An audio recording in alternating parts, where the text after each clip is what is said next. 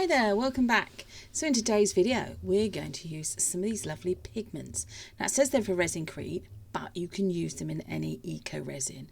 Also going to use a large selection of these lovely moulds, bit of sort of Art Deco inspired, lots of lovely detail to them. Of course you can make them as intricate or as simple as you wish.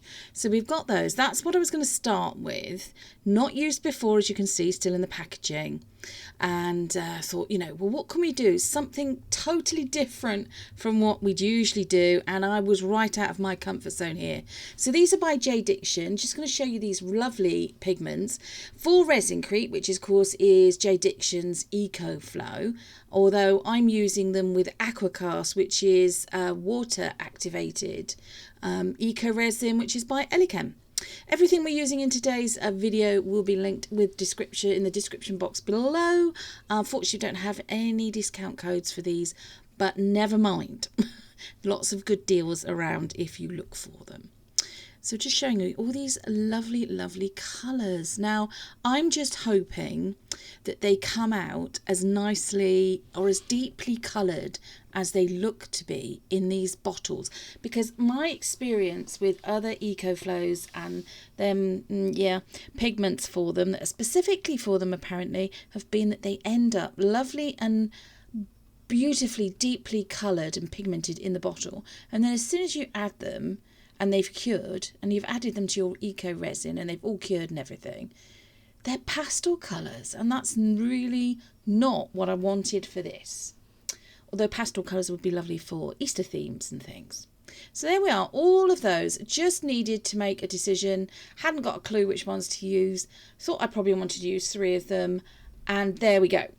So this is me, I've made my decision. It's beautiful blue, the orange, and they're very much an egg yolk yellow colour. And of course it's me, so a bit of glitter, using the Valspar glitter and also this lovely iridescent white glitter. So again, wasn't sure if it was going to pick up okay in the aquacast. I've had some results before and it's come out really well, but not necessarily using aquacast. So here we are, struggling as usual to take the mould out of the packaging. But this is massive. This mould is huge.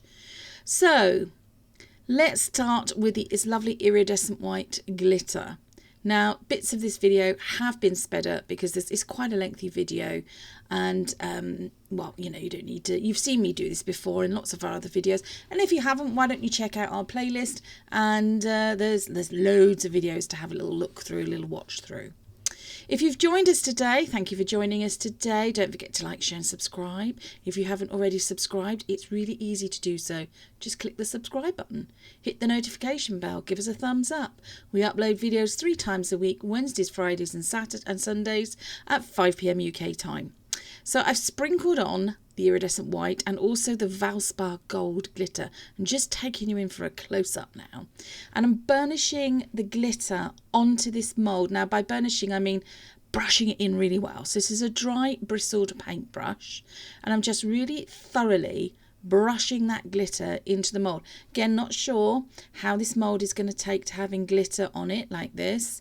Is it going to stick? Is it not? I mean, I don't know if you sort of look at that. See that glimmer and shine? Yes, I was loving this already and thought this will look fantastic. Just some resin, ordinary epoxy resin on it, maybe a bit of alcohol ink colouring. But I really wanted to try the aquacast with it. Now I knew it was going to take a lot, but I didn't realise quite how much. But we'll get to that in a moment. So I'm now doing exactly the same process with all these other lovely moulds. So this is a much smaller mould. Same shape and design as the previous one. Exactly the same process as before. Yep, sorry if this is boring you a bit. Feel free to, fast forward if you want. But I just thought I'd show you the process with every one of the moulds. And there we go. Just using a little coffee stir stick there, just to put in the tiniest amount of glitter onto it, and then just literally just tapping it and over the mould itself. And then again, burnishing it on with a brush. There we go. So look at that one. We've got the same lovely gleam and shine. Did that with all the other moulds as well. Now this is me using the aquacast. So I just thought I'd keep this bit in to show you. I thought I'd go for 300 grams of the powder. Do make sure you read the instructions. I believe 300 grams is then 105 and 5 grams of water. My apologies if that's incorrect, but please read the instructions on whatever eco resin you're using regarding the mixing ratio. I'm also wearing gloves and a respirator mask to do this because it's quite dusty and I do have quite sensitive skin and I don't want to become allergic to this or get any bad reactions. So there's me, now removing it because I was going to do 300 grams, decided to do 200. I think I've got just over 200 there, but that's absolutely fine. Make sure you reseal your package of EcoFlow. I always put a double seal over it and then stick it in another bag just to be careful. Now here I am just pouring the water straight in. I zeroed the scale and we're going up to... So it is supposed to be 70 grams, but I went over and did 80 because I found that this, if I follow their mixing ratio, my experience has been that it's still a bit too thick and that's not what I'm used to working with other brands of EcoFlow. They've always been thinner, apart from Jasminite. That's about this sort of thickness.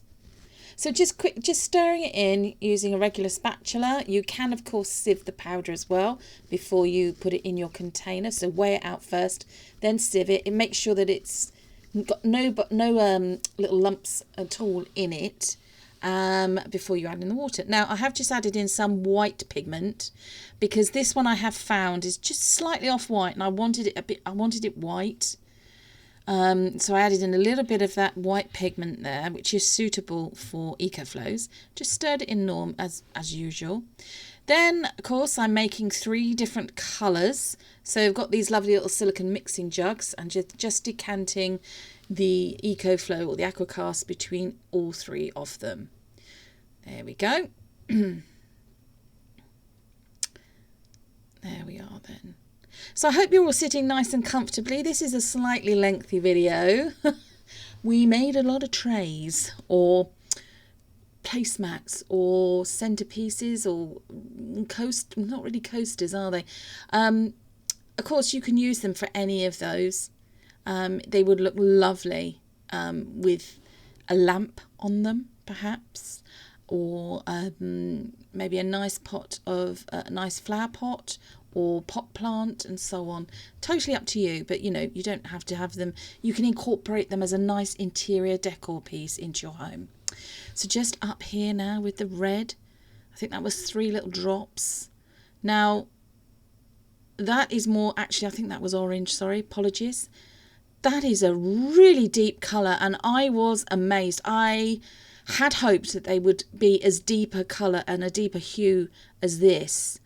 But again, was really pleased that it was still not quite deep enough. So I added another couple of drops there of that pigment. As you can see, the colour of the pigment compared to the colour it is when you've stirred it in. Because the aquacast is as white as it is, it does draw the colour down a bit. It tones it down. But I really quite like this colour. And I know that orange and blues and whites go quite well together. I was just hoping that the addition of the yellow would also give it a bit of, spring, summer vibes, perhaps. So here we go with the blue. Again, I think I'm putting about 4 in there. See, it starts off really deep blue, and then obviously as you mix it in, the more you mix it in, it's gone a lot lighter. That's much more a Grecian or Mediterranean blue. But still a lovely colour. Now I do add in another couple of drops of that just to give it a bit more of a deepness of hue. That's obviously it's personal preference. You can use whatever colours you want, whatever colour combination you want. You can use them as dark or as light as you want. You start off with 1 drop if you wanted to. I mean, you could make up 3 different versions of the same colour and just use all 3. Completely up to you. This is just what we decided to do, or I decided to do. Wanted to step away from using a lot of gold and green, although, spoiler alert, there's a bit of fine gold glitter in this. Here we go with this lovely egg yolk yellow. Now I thought, I'm just going to go in. Let's go for it. So that's what, 4, 5, 6, 7. I think it was about 8 little splodges or drops of the colour. And it's lovely. It has brought it down though quite a bit. But it is rather lovely. Now I do, off camera, actually just put another couple of little drops in there. Stir it in really well. But the other is, I'm always wary of the fact that I'm running out of time with EcoFlow. Now, I'd already started doing this. I've got one of the moulds that I burnished with the glitter, and I'm literally just flicking on the blue eco resin, or the blue coloured eco resin there. Little something in the mould there. So you can do whatever design you want. Now, because this has got like a ridge detailing in it, the arch details and so on, it's not a good idea to pour it in, as I learnt, which I'm not going to show you. It's not included in this video, because it all just goes in lines then, and that's not really what I wanted. I wanted it to look the splat effect, should we just say. So as you can see there, I'm just having lots of fun splatting around this different coloured EcoFlows, making a right old mess, some people might say. But, you know, artist expression 100% here. 100%. So that was one. Now I put that to one side to let it cure, got the round one here, and then repeated the process. We are. And yes, I am going to show you me doing this to each of the moulds. So there we are, just going in with the yellow. Can you imagine you could do yellow and green and maybe pink? That's quite summery. Or you could do shades of pinks and violets and reds. That would be really summery. Perhaps with some more sort of elongated lines, if you could do it using the coffee stir stick to draw out the green, the pale green, sort of emulating sort of flowers with the green stems and stalks and that sort of thing. But if you're going to do anything like that, I'd recommend you do it on a surface that is completely flat. So a mould that has no ridged detail. So it would look beautiful on a tray, a flat tray. It would look beautiful in a trinket dish. Perhaps I might even actually have a go at doing that. I've currently run out of aquacast because I was amazed at how much these moulds took. I literally had about 50 grams left, which it wasn't enough to do the next project. So just waiting on a new order of aquacast to come in, and then I'm going to have a go with some different colours. Oh, lost the camera there slightly. So here we go, back again, the smaller mould, in with a close-up. Slightly dodgy camera work there, my apologies. But I mean, I was having so much fun. Now, I have also seen this done where they poured it in circles, so little like round pools of the colours, maybe overlapping slightly, and then putting a backing coat over it. That also looks lovely, although you'll be in for quite a bit of sanding, possibly, of the finished item. One other thing to be aware of. Now, should have said, little bonus clip.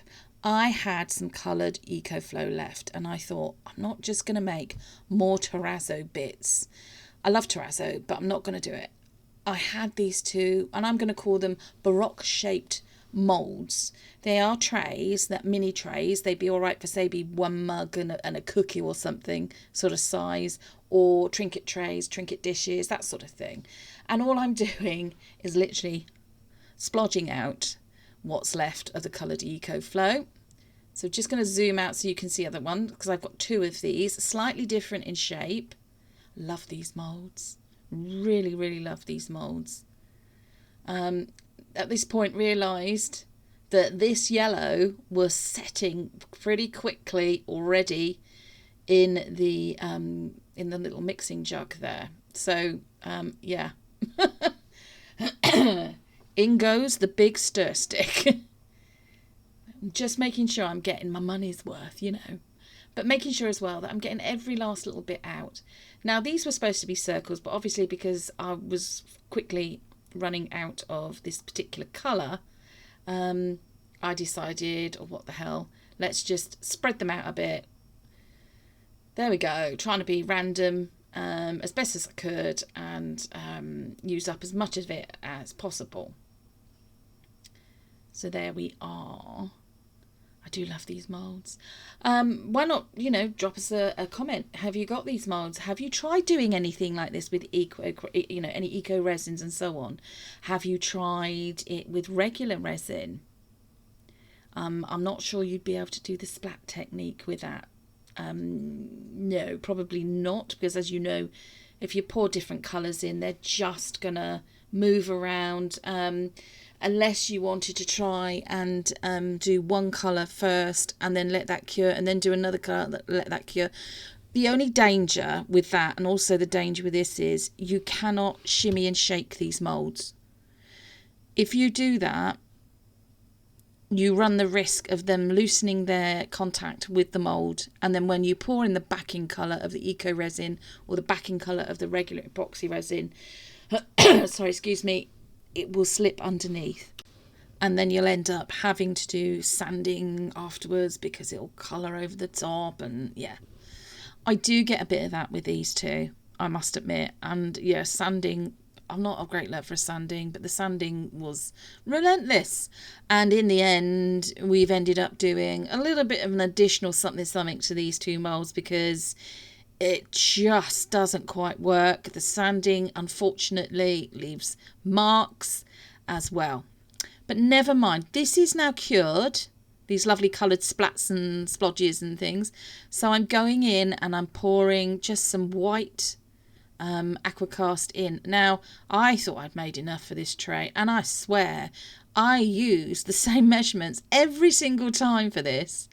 And every single time it feels like the consistency is different. So I don't know what's going on. Anyway, very carefully just spreading it out, trying to make sure that it gets into every last little detail of the ridges and so on. I'm aware of the fact there's a few little lumps there, which I'm not very impressed with myself with, so did not stir this up well enough. There we are, just pouring in the rest to get it to come up to the top. Yeah. And just scraping it out completely, just to make sure I've got every last little bit. Last little spread over with my spatula there. Ooh. And got some little bubbles coming up to the surface, which is absolutely fine. So you can just tap them and they'll burst. Or you can actually blow very carefully across the surface. Now, I am agitating that one. I was very risky. As you can see, can you see it moving? That's actually me, stood back a bit, just blowing over the surface of them. So all the little tiny bubbles disperse. Here we go. Can you see what I mean about it's a totally different consistency? I don't know. And again, I thought I'd poured enough to do both that mould and the smaller one next to it. But no, I hadn't. I was so amazed. I mean, this took so much. I think it took the best part of a kilo of the powder to do all of the moulds. As I said, there are a lot of moulds here. But even so, I mean, you know, it was a lot. So here we are. That's a small one as well. Again, as you can see, probably see, lots of little tiny bubbles coming up to the surface that I get rid of just literally by gently blowing over the surface. And do blow gently over the surface, otherwise it'll splat back in your face and you don't want that. So here we are. Again, this is the round one and one of the Baroque shaped moulds. As I said, I hope you're all sitting comfortably, enjoying watching this video, that you've got, you know, drink of your choice, maybe a little snack. We do appreciate everybody that watches our videos. Thank you for watching. If you've joined us in the live chat today for the premiere, hello to everybody in the live chat. And hello to everybody that's not in the live chat but is watching the premiere. Hope you're enjoying it. There we go. We also appreciate the fact that not everybody's got this length of time to spare in the day to sit and watch, you know, what is in effect a craft video, and that you might want to stop the video and then come back and actually watch the rest of it at another date, maybe a bit later on in the day or the following day. So here I am. Now this takes an hour and a half to cure. So just carefully demolding the one of the Baroque molds. I have already demolded one of them because I was too excited, which I'm just showing you here now. Look at that. I was amazed and stunned. But you see what I mean there with the white? We've got, it's seeped underneath where the other colours were, and it's caused like an overspill. So sanding will be required, but I really love that. I love the pops of colour and the way it's mixed. So just this one now, carefully breaking off the overpour there around the edges. We'll of course be going in with an emery board, or you can go in with a very fine grade sandpaper just to smooth those down, take off any sharp edges. Also, we'll be sanding over the backs of all of these, although some of them have not cured very level. So we will be adding some white felt backing to these to try and even that out. But look at those two. I think they're stunning. Yes, I've said the S word, stunning. So here we are. And now with the demold of the smaller one. So just carefully demolding this one now. From the mould there. There we go. These moulds are actually really good. But look at that funny little pattern. Like little white fibres. Not sure quite what that was. But yeah. Moving on. So just carefully removing little bits of overpour there. As I said, we'll go in around all of the edges on all of these cured pieces with an emery board and just gently file them down. Make sure they're nice and smooth. I will file smooth the backs of them. I will sand them smooth. But they are slightly uneven. But as I said, we'll be putting in some white felt backing on them. Now we have got a few little air bubbles that got trapped there, but it doesn't detract from the piece. They're absolutely fine. They will be sealed, all of these pieces as well, so they will be splash proof. Obviously don't ever immerse any of these sorts of items in water because it's a water activated eco resin. You could end up with a soggy mess. So here's the other one. A big arch, this one. Again, came away from the mould nice and neatly. And look at this one. Again, a little bit of overspill there just to clean up. Quite happy actually with the splats and things. Got a few little air bubbles on this one. But quite pleased with this one as well. Again, just removing these obvious bits of overpour just with my hands there. They're just literally, because they're very thin, it just literally snaps off. There we are. But very happy with that one. Now, these are stunning. Look at that. So we've got one and then comparing it to the smaller one there. This is the biggest of them. This took so much eco resin. I ended up making up 3 batches. Amazed, to be honest, how much eco resin this one took up. It is heavy. Now, unfortunately, as you can probably see, we've got a lot of little indents, or that's where bubbles and air bubble pockets have remained, and there are just too many there. There's absolutely no way that we could offer this for sale, and because it's not within our colour scheme, I'm going to break it. Warning, I'm going to break this. There you go. Now, because it's not cured for like a week or a couple of days even, it's only had an hour and a half to cure, it's still soft enough for me to do this. So you may be saying, how can you do this to a piece? Well, easily, to be honest with you. So I'm going to keep those pieces to one side. Unfortunately, they are still in shot, and I'm going to break them up even more, and we'll have more terrazzo pieces. So it won't ever get just thrown away. It will get used. Look at this beautiful round one. Stunning. I love the way the splatters of the different colours have kept their effect. You've got a bit of the glitter going on. Maybe in future I probably won't add the glitter, not the gold perhaps, but the white, the iridescent white, just gives it that little gleaming effect. So we've got the big round one. We've got the small arch-shaped. We've got the 2 Baroque trinket trays. We've got the bigger arch one. Oh. And I believe we have another one as well. There we go. A medium-sized arch. So quite a lot of pieces. Now, this is me just showing you a close-up of some of the sanding that happened. I'm just trying to take off those sharp edges from where you've got the overspill of the white over the other colours. And my preference is normally to use an emery board for this. Now, after I'd done this for about an hour, I gave up with the emery board and I went in with the sanding disc, the fine sanding disc, on a Dremel or hand operated sander. Now, that's okay. However, it did leave ridges, unfortunately. I was really careful, but it did leave some ridges, but we fixed that and you'll see that coming up in a couple of clips time. Now, I like to use this particular sealant. It's a gorgeous gloss sealer.